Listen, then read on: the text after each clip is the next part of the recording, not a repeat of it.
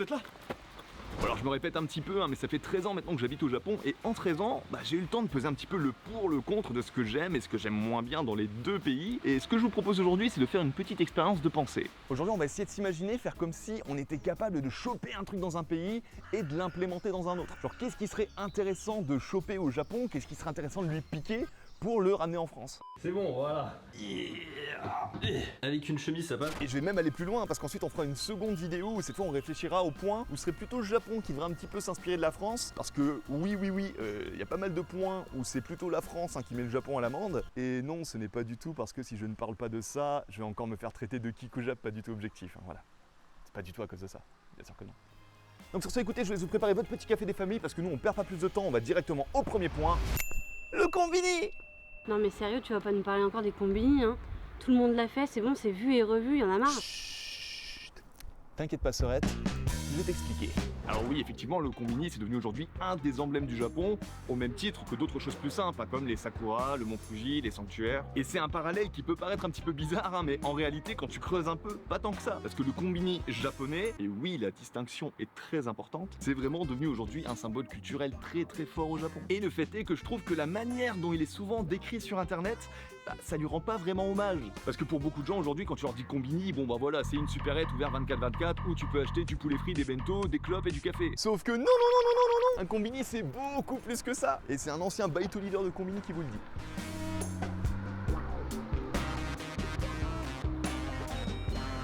Alors comme vous pouvez le voir, on est dans un combini et en vrai, je pourrais vraiment, je pense, vous faire une vidéo 50 choses que vous ne connaissez vraiment pas sur le combini avec des anecdotes et tout. Dites-moi d'ailleurs si c'est quelque chose qui vous intéresserait parce que je peux vraiment vous en faire une vidéo. Mais ce qu'il faut vraiment comprendre sur le combini avant tout, c'est pas juste une supérette où tu peux t'acheter un slip et un chicken, tu vois. C'est beaucoup plus que ça. Il faut le voir comme un espèce de hub central disponible partout dans le Japon dans lequel tu peux vraiment faire un petit peu tout et n'importe quoi. C'est un endroit qui est extrêmement pratique et le meilleur moyen de vous montrer, je pense que c'est cette machine.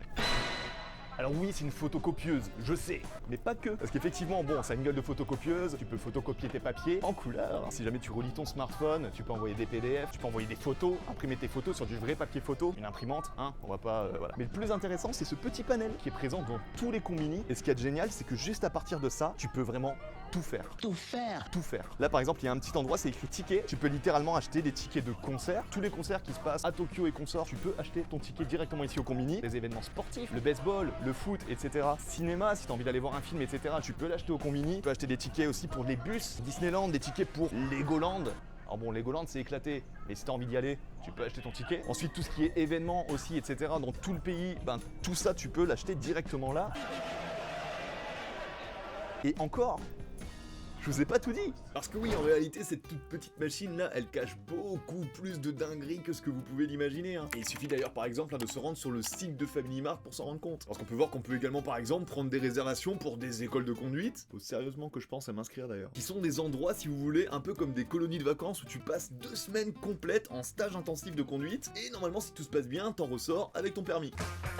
Un autre service aussi que je trouve absolument top, c'est la possibilité de faire appel à des services d'aide à la personne. Que ce soit pour de l'aide au nettoyage, du babysitting, de la cuisine, du déplacement, déménagement. On peut même, pour vous dire le niveau de dinguerie, demander à quelqu'un de se déplacer pour nous, pour aller faire des courses, ou alors même pour aller acheter un cadeau. Ah, moi je vois direct les possibilités de fou, Genre imagine, t'es au taf et hop, tu te rends compte que t'as totalement oublié l'anniversaire de ta copine. Oh my god! Sauf que non, pas de souci. Un petit tour au combini, tu te prends un petit café et tu commandes en même temps un gars qui lui va aller acheter le petit cadeau pendant que toi t'es au bureau. Problème réglé. Il y a aussi un autre service qui est assez récent dans les Family Mart et qui s'appelle Famimashi. Vous l'avez? Famimashi, pharmacie. Voilà. Ah, ils réfléchissent les japonais. Ouais, ils sont forts. Ouais, ils sont très forts. Qui en gros permet aux personnes avec un traitement spécial de se faire envoyer leurs médicaments directement dans le combini le plus proche et donc de pas avoir forcément à se déplacer, ce qui est quand même giga pratique pour des personnes avec un handicap ou des personnes âgées par exemple. Et dites-vous que même là, j'ai pas fait le tour de tout ce qu'on peut réellement faire juste sur la petite machine du combini. Par exemple, sans rentrer dans les détails, mais le Japon depuis plusieurs années, il a lancé une petite carte qui s'appelle la My Number Card, qui est si vous voulez une carte avec un numéro individuel pour chaque citoyen au Japon, même pour les étrangers avec un visa. ça. Et juste avec cette carte, chaque combini, ça devient en réalité une espèce de petite mairie. Parce que ça te permet d'aller récupérer tout un tas de papiers qu'on te demande souvent, hein, comme ta déclaration d'impôt, ton acte de naissance, tes papiers d'assurance, tes preuves de domicile, tes papiers d'identité. Enfin voilà, c'est vraiment le genre de truc où habituellement t'es obligé de te déplacer jusqu'à la mairie et remplir 15 papiers avec 15 fois ton nom, 15 fois ton adresse. Très très bonne méthode pour apprendre vos kanji d'ailleurs. Et ben là, hop, un petit coup de carte sur la machine du combini.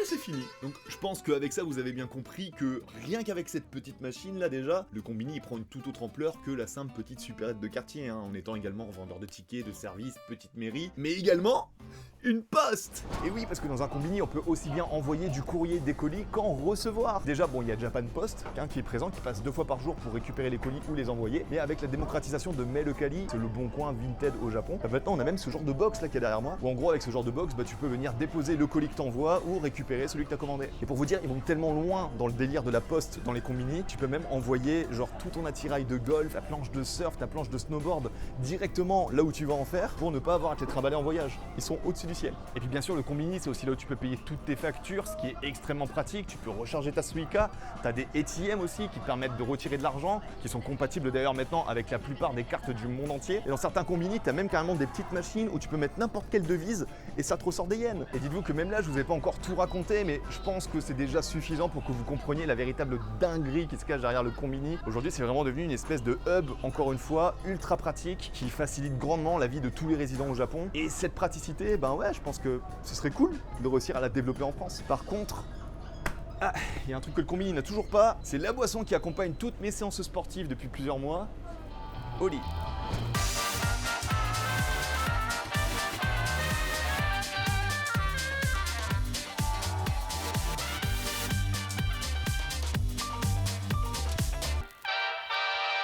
Voilà, maintenant je pense que vous les connaissez bien, mais Oli c'est tout simplement une marque qui bouscule totalement le milieu de la boisson. Que ce soit leur Iced Tea, leur boisson hydratante ou même leur gamme énergie, Oli il reste fidèle à sa promesse. 0 sucre ajouté, pas une once de taurine, donc des boissons qui sont meilleures pour le corps et même pour la planète. Et oui, parce qu'en adoptant Oli, on dit aussi adieu aux montagnes de canettes, à savoir qu'un pot comme celui-ci, ça correspond à l'équivalent de 50 canettes classiques. Moi comme je l'ai déjà dit, ça fait longtemps que j'ai arrêté les boissons sucrées, donc je suis vraiment très content de Oli parce que ça me permet vraiment d'avoir une alternative plus saine. Et en plus de ça, avec le retour du sport dans ma routine, hein, on lâche rien. La gamme énergie de Oli, c'est vraiment devenu ma compagne incontournable. Grâce à la New Caf, qui est une caféine si vous voulez cristallisée, qui permet de prolonger les effets, d'éviter aussi le petit crash post-caféine habituel, de l'énergie stable, durable, sans les désagréments. Donc, personnellement, encore une fois, Oli, c'est vraiment un grand oui. Et si leur démarche, elle vous parle autant qu'à moi, écoutez, je vous invite à les découvrir avec mon petit lien dans la description. Vous pourrez retrouver les différents pots, les différents goûts, dont pomme, granate, piranha. C'est une dinguerie, c'est un banger, vraiment c'est... Je l'adore celui-là. D'ailleurs, je vais m'en faire un vite fait. Un petit peu d'eau, on secoue. Si vous aimez tout ce qui est grenadine un petit peu et tout, c'est génial.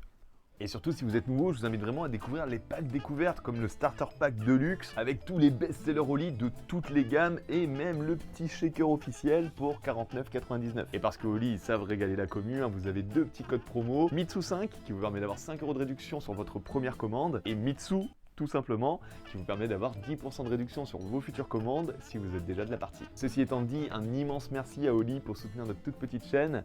Et maintenant, c'est Papa Mitsu qui reprend l'antenne. Et oui, Papa Mitsu, parce que le prochain point que je trouve fou au Japon et que je veux absolument qu'on lui pique, c'est les espaces pour parents. Enfin, les espaces pour enfants. Enfin, les deux. Parce que à ce niveau-là, il faut le dire, je suis désolé, mais le Japon, il nous met clairement à l'amende.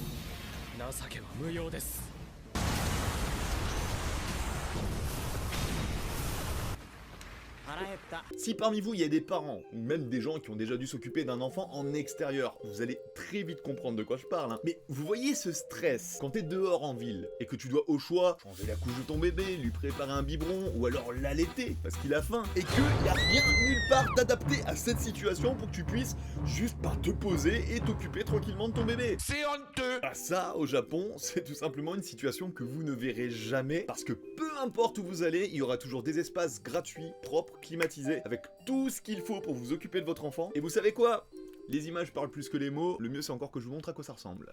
Donc là on se retrouve dans la gare de Kichijoji devant un baby room. Donc déjà comme vous pouvez le voir, c'est un endroit qui est très propre, c'est un endroit qui est climatisé, c'est un endroit dans lequel voilà, on peut vraiment s'occuper tranquillement de son enfant. Vous avez un petit espace siège, ne serait-ce que pour pouvoir se poser un petit peu.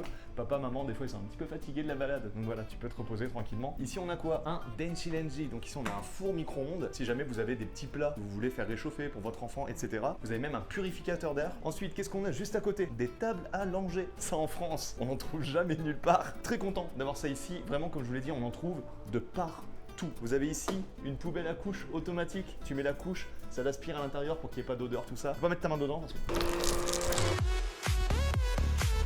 Rien que là déjà tu te dis franchement c'est top, mais c'est pas fini. Alors ce coin ici il est très intéressant parce que là en gros c'est une machine qui vous permet si vous voulez de mettre de l'eau qui est purifiée pour pouvoir lui faire son petit biberon. C'est pile à la bonne température, vous avez même de quoi ici pouvoir nettoyer un petit peu les ustensiles du biberon du bébé, etc. Tout est mis à votre disposition, c'est totalement gratuit. Vous avez même ça là du coup, mettez de l'eau froide dedans et vous pouvez faire refroidir un petit peu le biberon du bébé s'il a été un petit peu trop chaud, tout ça. Il reste un dernier truc qu'on a souvent dans ce genre de salle dans les baby rooms qui est vraiment génial. Là vous voyez on en a 3. Ici, ça c'est ce qu'on appelle un Junyushitsu. Junyushitsu ça signifie salle d'allaitement. Et donc comme vous pouvez voir, c'est une petite salle dans laquelle vous avez un canapé très confortable. Une petite table ici, pareil si vous avez un autre enfant. Et ça sert à quoi? Bah tout simplement à pouvoir s'installer tranquillement avec son bébé pour pouvoir l'allaiter. J'ai eu peur qu'il y ait quelqu'un dedans. Imagine s'il y a une maman avec son ibar comme ça. Bon, c'est tous à peu près les mêmes dans celui-ci. Hein. Une fois que t'es à l'intérieur, c'est fermé. Et tu peux être tranquille, allaiter ton bébé de manière calme, tout ça. J'adore ce genre d'endroit. Je suis devenu fan. Et c'est même pas moi qui allaite, mais je suis devenu fan. Aussi, une autre dinguerie que je vais vous montrer, ça se passe au niveau des toilettes des hommes. Venez voir. Regardez, vous voyez là ce qu'il y a ici là? Ça, c'est une dinguerie aussi. Bon, déjà, les toilettes sont propres. Voilà. Rien à dire. Petite toilette pour faire son petit caca. Regardez-moi ça, c'est propre. Tu dis bon, comment on fait là si j'ai le bébé dans les mains et hop là, tu t'assois tranquillement, tu déplies ça. Tac, tu peux déposer ton petit bébé devant toi. Alors ça peut paraître con, hein, mais vraiment, ce genre de petit geste là, ça change absolument tout dans le quotidien des parents. Et ouais, je pense vraiment que il faudrait, c'est pas difficile. Il faudrait qu'on mette ça en France. Qu'est-ce que vous en pensez? Donc ouais, clairement, hein, ce genre d'endroit, c'est tellement démocratisé ici, on en trouve vraiment de partout. J'ai même pour vous dire une petite application sur mon téléphone qui est l'équivalent d'un Google Maps qui les répertorie tous. Et quand je vous dis qu'il y en a partout, c'est vraiment partout. Même à la campagne, dans un petit village du père au milieu de nulle part, bon, il suffit que tu passes par une petite mairie de village et t'es sûr qu'ils auront au moins un petit espace prévu pour ça. Et alors, je les vois les gens hein, qui vont arriver et qui vont me dire mais en France aussi on a déjà ça, hein, qu'est-ce que tu nous racontes? Et franchement les mecs, non, il faut arrêter la mauvaise foi. Au pire, allez, si tu cherches bien, tu vas trouver une petite table à langer quelque part de temps en temps, mais c'est pas du tout démocratisé comme ça peut l'être ici. Soyons honnêtes. Pour vous dire, hein, en se promenant dans Bordeaux l'été dernier avec Fanny dans le centre-ville, rue Sainte-Catherine, on s'est retrouvés dans la merde à chercher pendant 2 heures un endroit où changer la petite parce qu'il y avait aucune table à langer nulle part. Pour vous dire, on a même croisé une maman qui avait totalement abandonné sa recherche et qui est en train de changer le cul de son bébé par terre sur les pavés dans la rue. Je trouve ça fou. Donc ouais, là forcément c'est aussi le papa qui s'exprime, on va pas se mentir, mais je pense que ça serait quand même vraiment un gros plus pour toutes les mamans, tous les papas de France, que de mettre en place plus d'endroits comme ça pour leur simplifier la vie quand ils sont à l'extérieur. Et peut-être que là vous allez me dire, oui mais en France, un endroit comme ça, il va pas tenir 2 jours sans être dégradé ou volé, ça sert à rien. Ah bah justement, c'est le prochain point.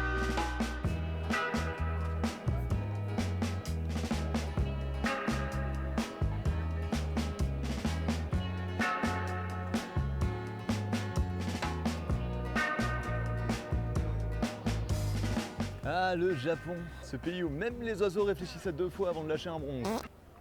Peut-être pas, on va pas abuser. Mais c'est vrai que la propreté des espaces publics, c'est quelque chose qui choque beaucoup, hein, dans le bon sens du terme, les gens qui viennent visiter le pays. Que ce soit les rues, les parcs, les toilettes publiques, là pour le coup c'est pas une idée reçue qu'on dit que c'est souvent très très propre, c'est très rarement dégradé, et on va pas se mentir, hein, c'est vraiment quelque chose de super agréable quand on vit ici.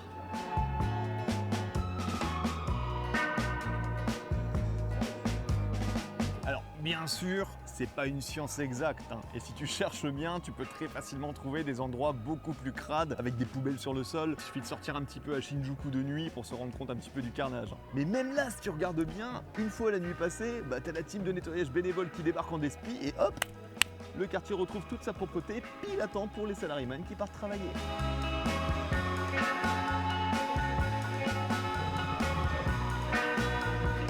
Tiens d'ailleurs, regardez-moi ça. Un intrus. Bon, ce qu'on va faire, c'est que je vais faire ma bonne action du jour, hein. On va aller jeter ça. Ah ouais, merde. C'est vrai qu'il n'y a pas de poubelle.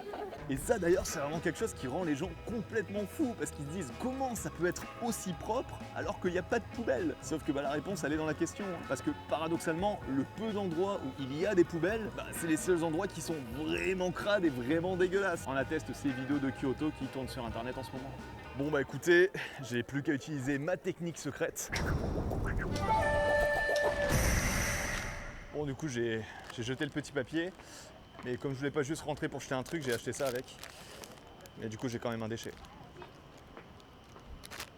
Bon, le respect de nos lieux publics. En vrai, c'est un sujet qui est ultra compliqué parce qu'il y a beaucoup trop de métriques et de facteurs qui rentrent en jeu. Et tenter d'expliquer pourquoi au Japon, on arrive plutôt bien à garder les lieux publics propres, en bon état, sans casse, sans dégradation, c'est pas aussi simple qu'on pourrait l'imaginer. Alors oui, il y a une grosse part culturelle, parce que les notions de respect de l'autre, respect de l'environnement, ne pas déranger, ne pas salir, tout ça c'est des choses qui sont issues du bouddhisme, du shintoïsme à la base, et qui sont donc vraiment ancrées de manière très très forte dans le quotidien des Japonais. D'ailleurs, même quand on parle de choses un petit peu plus simples, comme le fait que les Japonais retirent leurs chaussures chez eux, qui font le tri des déchets, qui sont très droits dans leur travail, qui font la queue devant le train, enfin voilà, vous avez l'image en tête.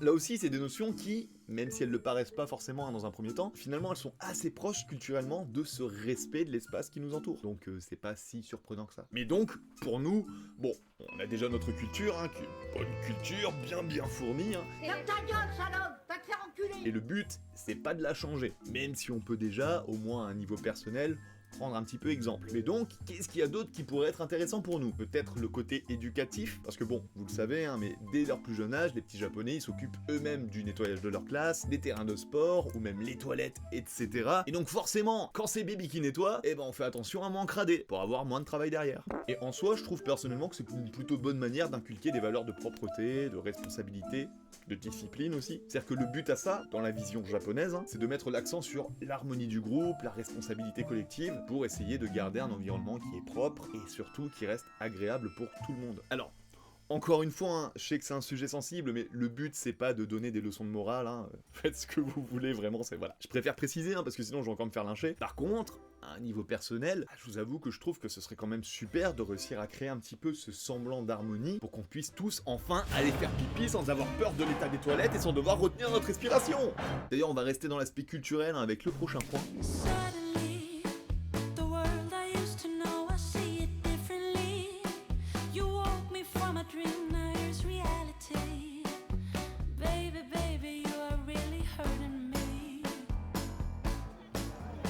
Bon, je pense que maintenant vous connaissez la petite phrase qui nous fait absolument tous tiquer. Le Japon entre tradition et modernité. En vrai, si tu retires le sang de tes oreilles à force de l'avoir trop entendu, il y a une réalité qui se cache derrière ça, c'est que le Japon, c'est un des seuls, pour pas dire le seul pays, qui a su à ce point garder une place prépondérante à une grosse partie de sa culture, malgré son évolution économique et sa modernisation ces 70 dernières années. Alors, bien sûr, ça signifie pas qu'il n'y a pas de culture dans les autres pays, absolument pas, vous l'imaginez bien, c'est pas ce qu'on veut dire. Mais ce qu'il faut bien comprendre, c'est que le Japon et les Japonais, ils vivent vraiment au quotidien avec tout un tas de mœurs, de célébrations, de rituels qui rythment la vie de tous les Japonais.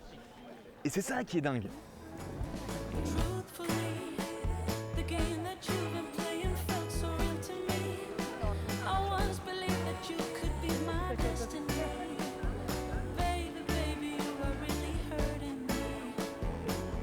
Pour vous donner un exemple, en France, on a plein de fêtes au niveau national, que ce soit Noël, la Chandeleur, Pâques, et j'en oublie plein. Mais en réalité, déjà, tout le monde ne les fête pas forcément, et surtout, les gens qui les fêtent, ils le font un peu chacun à leur manière.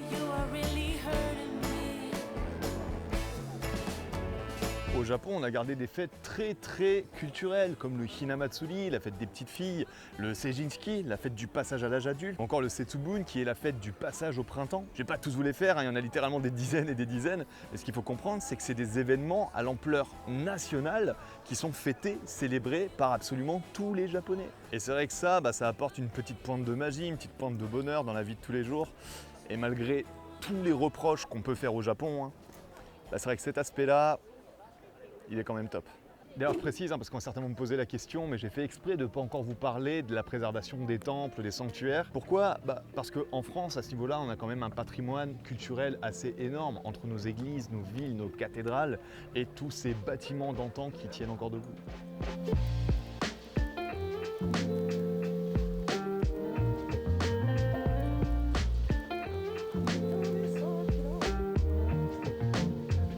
Japon, il y a quand même des trucs qui sont assez rigolos, hein, parce que les temples, les sanctuaires, des fois, selon la religion, il faut totalement les refaire de zéro pour préserver, si vous voulez, leur pureté, leur sacralité. Et donc on va souvent les restaurer, rénover, reconstruire totalement même parfois, en remplaçant un par un les morceaux de bois qui sont soit un petit peu trop vieillots, soit trop fatigués à cause des différentes catastrophes naturelles. Et du coup, c'est un petit peu comme le fameux paradoxe du bateau de Thésée, c'est-à-dire que quand on a remplacé chaque morceau de bois, qu'on a tout remplacé, est-ce que c'est encore le même temple à la fin? Bah écoutez, je vous laisse en débattre en commentaire. Par contre, des fois, on a aussi des trucs que personnellement je trouve ultra mignons, comme je ne sais pas si vous avez déjà vu les sanctuaires qui sont situés tout en haut des buildings. Vous en verrez parfois à Tokyo. Et ce qu'il faut savoir, c'est qu'à la toute base, ils sont posés sur le sol, ces sanctuaires, comme tous les autres. Sauf que quand ils décident de construire un building, ils ont décidé de le remettre exactement au même endroit, mais tout en haut du building pour le préserver. Et je vous avoue que je trouve cette anecdote beaucoup trop mignonne.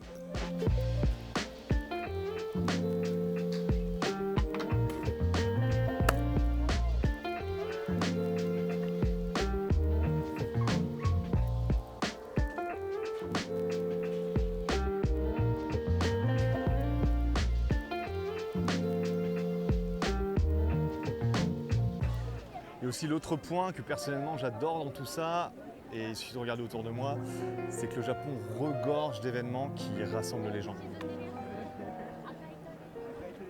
Il y a beaucoup de gens. Là, comme vous pouvez le voir en ce moment, c'est le Ohanami au Japon. Et dans tout le pays, les gens se rassemblent pour pique-niquer, regarder des sakuras, et bien sûr, se bourrer la gueule. Soyons honnêtes. Et des événements comme celui-là qui rassemblent énormément de monde, il faut savoir qu'au Japon, il y en a littéralement des tonnes. Que ce soit tous les différents matsuri, les événements comme le Seijinski dont je vous ai parlé tout à l'heure. C'est des choses qui rythment le quotidien de tous les Japonais et ce, plusieurs fois par mois. Et je vais pas vous mentir, c'est vraiment quelque chose que personnellement j'adore ici. Du coup, la véritable question, c'est quelle fête française on pourrait réussir à remettre au goût du jour, à démocratiser pour qu'elle puisse rassembler tout le monde. Parce que là aussi, on a un patrimoine culturel de dingue, surtout grâce à notre pluriethnicité, avec tout un tas de fêtes, mais qui sont malheureusement assez locales et qui se fêtent uniquement dans certaines régions, par exemple. Donc voilà, dites-moi un petit peu dans les commentaires quelles fêtes seraient pour vous des bonnes candidates pour en faire des événements au niveau national, sans se foutre sur la tronche. Le but, c'est de se rassembler dans la bienveillance. Mais du coup, voilà, dites-moi ça dans les commentaires. Ceci étant dit, on commence à avoir faim là, non ?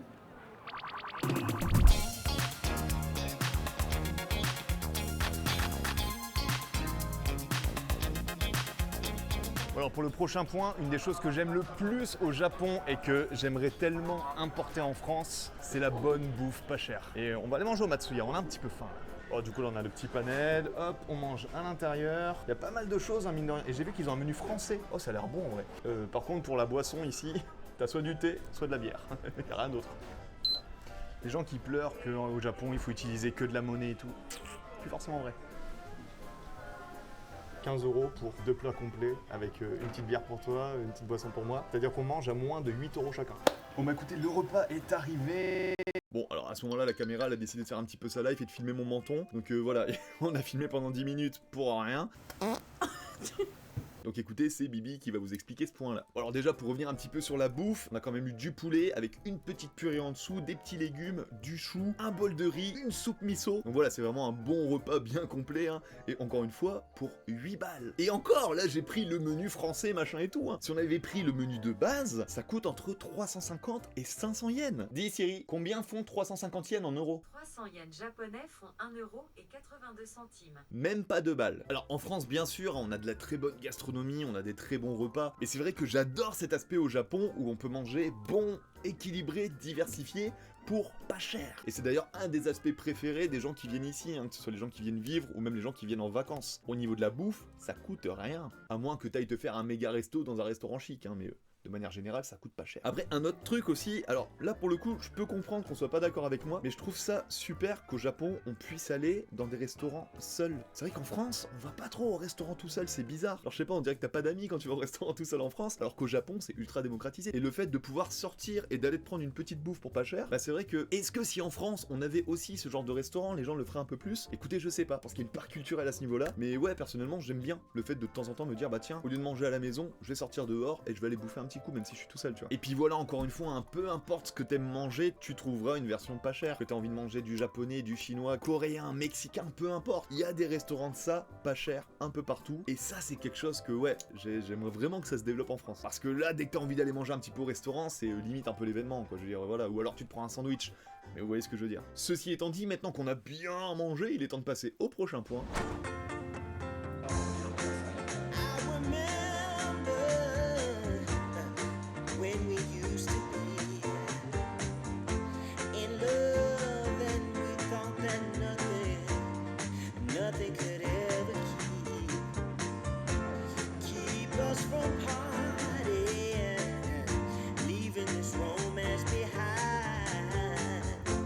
But now you're gone and all I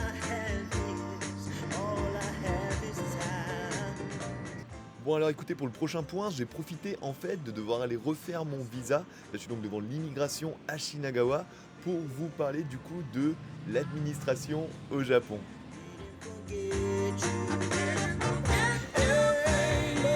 Bon, je ressors du coup de l'immigration. Je voulais vous faire une petite partie à l'intérieur pour vous expliquer un petit peu justement l'administration au Japon. Sauf que voilà, bon, c'est l'immigration, je peux pas filmer à l'intérieur. Donc ce qu'on fait, c'est que je retourne au studio et je vous explique tout ça. Alors oui, l'administration au Japon. Je pense que là, j'ai dû en perdre certains parce que la plupart du temps, quand on parle de l'administration, c'est surtout pour en donner les défauts, que tu dois toujours remplir des dizaines et des dizaines de papiers, que t'as le fax, que t'as le... Voilà. Les défauts de l'administration au Japon, je pense que vous avez déjà vu 10 vidéos qui en parlent. Mais ce que je trouve intéressant, c'est que vous allez voir ce point de l'administration, il est vraiment dans les deux vidéos parce qu'il y a aussi des très très bons côtés. Le premier étant l'efficacité. C'est-à-dire que oui, c'est vrai que ça peut être chiant, le fait d'avoir à remplir 1 milliard de papiers, etc. Et encore, comme on a pu le voir avec la My Number Card, c'est plus forcément vrai. Mais le fait est que dès que tu fais une demande, à partir du moment où tu as bien rempli ton papier, c'est ultra efficace. On te donne exactement ce que tu as besoin, t'as pas besoin d'attendre 10 ans pour l'avoir. Donc non, je suis désolé, au niveau efficacité, et je pense que les Français, vous le savez, vous savez à quel point en France ça peut être chiant l'administration. À ce niveau-là, le Japon, il est quand même largement au-dessus. Avec comme seul petit bémol, si jamais tu te retrouves dans une situation qui n'a pas été spécialement prévue, genre nous par exemple, 2 parents étrangers au Japon, etc. De temps en temps, l'administration ça bloque parce que voilà, on rentre pas dans la case qui a été prévue à la base, mais ça reste quand même des cas qui sont extrêmement rares. Et je suis persuadé que des cas un petit peu chiants comme ça, même en France on en a un, donc voilà, au final c'est kiff kiff. Et aussi un autre truc, et là je sais que c'est le genre de choses que voilà, dès qu'on en parle, on se fait taper dessus, alors qu'on est les premiers à râler de ça habituellement, mais au Japon, les gens dans l'administration, quand tu demandes des papiers, tout ça, bah, ils sont gentils, ils sont polis. Grenade, grenade, ça, hop, grenade dans la gueule. Et je sais, vous voulez me taper, je sais, vous voulez me taper, mais non, franchement, c'est vrai que voilà, s'adresser à des gens qui te parlent pas mal, des gens qui vont pas te juger, etc. Surtout pour des papiers administratifs qui sont déjà un stress énorme quand tu dois les faire, tu vois. Je rigole. On vous appellera, vous la recevrez dans une semaine. Je vous avoue, moi qui suis quelqu'un qui a beaucoup la phobie administrative, bah, je le ressens quand même beaucoup moins ici que quand je vais en France pour faire tous mes papiers pour ma société, tout ça. Les gens à chaque fois ils me regardent de dos, ils me parlent mal, ils sont en mode « Oh, monsieur n'habite pas en France, monsieur habite au Japon !» Oh, ce jugement là à chaque fois dès que tu demandes des papiers en France, je trouve ça insupportable. Je viens faire une démarche, j'ai signé le papier, machin, donnez-moi juste le papier dont j'ai besoin, il y a pas besoin de... Ça peut être extrêmement rapide. Pourquoi on se met des bâtons dans les roues comme ça? Il y a pas besoin. Enfin voilà, c'est voilà, ma petite crotte de nez, tout ça pour dire qu'il y a quand même beaucoup de choses du côté de l'administration japonaise que j'aime beaucoup, même si c'est loin d'être parfait, on en reparlera dans la vidéo de la semaine prochaine, mais je pense que ouais, si on arrivait à avoir peut-être un mélange entre l'administration française et l'administration japonaise, il y a moyen de faire un truc plutôt sympa. Sur ce, point suivant.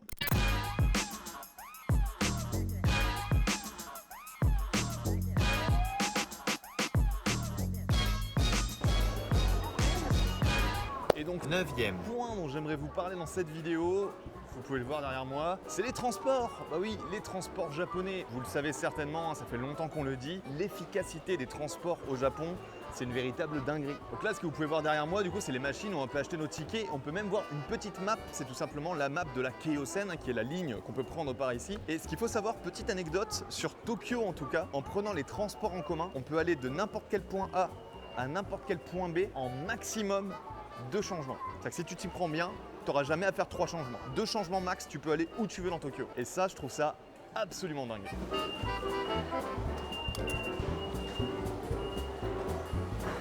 Autre chose ici qui est vraiment incroyable et beaucoup plus que vous le pensez, c'est la carte Suica ou la carte Pasmo. D'ailleurs, dites-moi si vous êtes plutôt team Pasmo ou team Suica. Mais donc la véritable dinguerie en fait qu'il y a avec la Suica, c'est que souvent les gens ils voient ça un peu comme un pass Navigo. Et c'est vrai qu'en soi c'est ça, tu vois, tu prends ta carte, tu la passes sur la petite machine, tac, tu peux prendre le train. Mais la grosse différence en fait, c'est que tu peux mettre de l'argent directement dedans, jusqu'à l'équivalent de 20 000 yens. C'est-à-dire que là par exemple, il y a un 7-Eleven derrière moi. Si j'ai envie d'aller acheter des petites courses, des machins et de payer avec ma Suica, je peux totalement.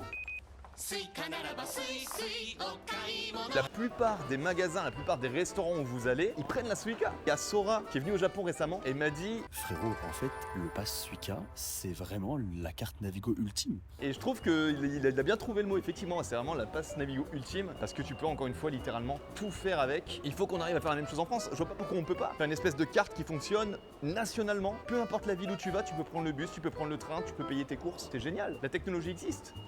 Il faut l'utiliser les mecs. Et d'ailleurs il y a ma sœur qui est juste derrière la caméra et qui m'a dit quelque chose de très très intéressant. Si jamais on produit l'équivalent de la Suica en France, il faudrait l'appeler la pastèque.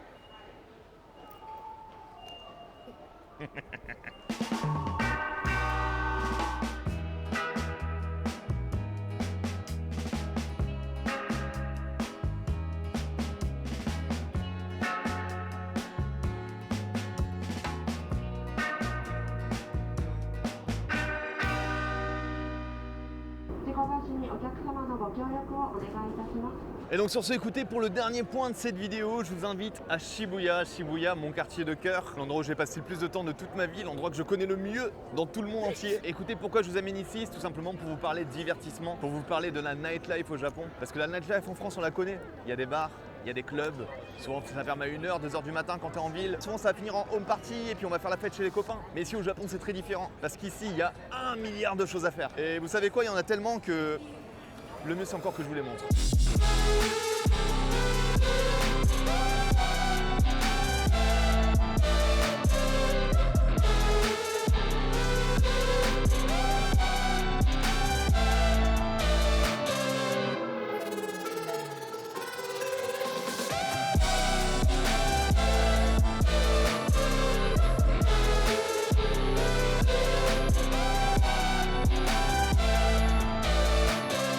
Ceci étant dit, encore une fois, merci beaucoup d'avoir regardé la vidéo jusqu'au bout. J'espère sincèrement qu'elle vous a plu. Encore une fois, les 10 points que je vous ai cités, c'est 10 points qui sont personnels. Dites-moi si vous êtes d'accord avec moi ou non. Vous avez le droit d'avoir votre avis. Comme d'habitude, moi je compte sur vous pour le pouce en l'air, le commentaire, l'abonnement. Et dans tous les cas, on se retrouve mercredi prochain à 14h pour une toute nouvelle vidéo. Je vous fais des énormes bisous. C'était Mitsu.